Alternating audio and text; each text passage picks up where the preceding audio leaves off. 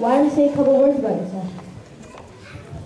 Howdy-o, I am Ram. My family and I recently moved from Mumbai.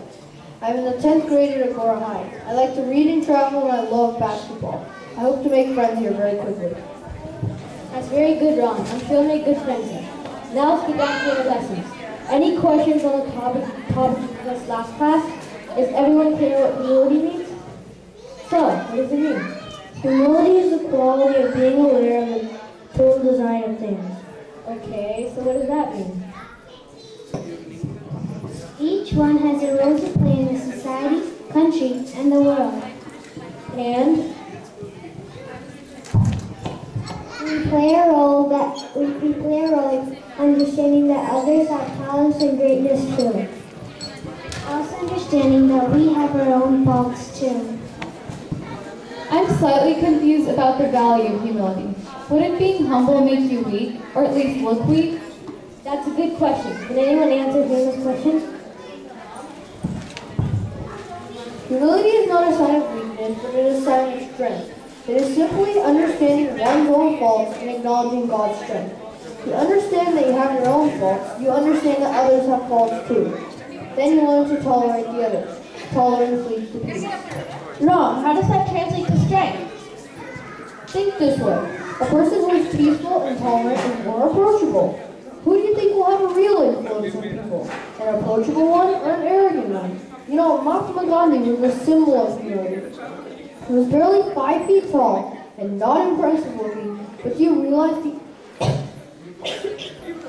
influence he had over 350 million Indians? He once called for a day of prayer and fasting, and the whole country willingly responded. Not a single Indian worked that day.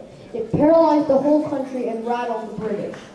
Do you think half the world, how about Jesus Christ? Do you think half the world today will follow his teachings if he was arrogant? Isn't it a coincidence that these shining symbols of humility were also symbols of nonviolence? Ram said that humility promotes tolerance. The tolerant people are less aggressive, and so automatically they are nonviolent. That's a good connection. It's no wonder ahimsa or nonviolence is one of the most cherished values in religion. Is that why most Hindus are vegetarians?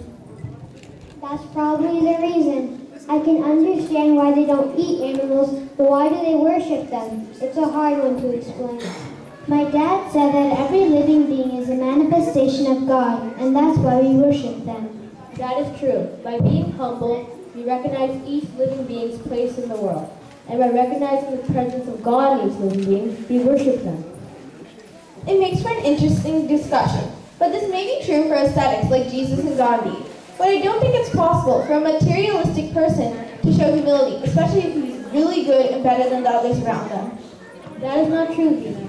The great scientist Isaac Newton once said, "What I have found is like a pebble or a shell, shinier than the ordinary, but the whole ocean of truth lies undiscovered before me."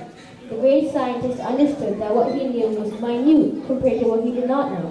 There are a lot of common people like that. There's a sense of peace about them. You just have to recognize them. We know someone who needs to hear this. No kidding.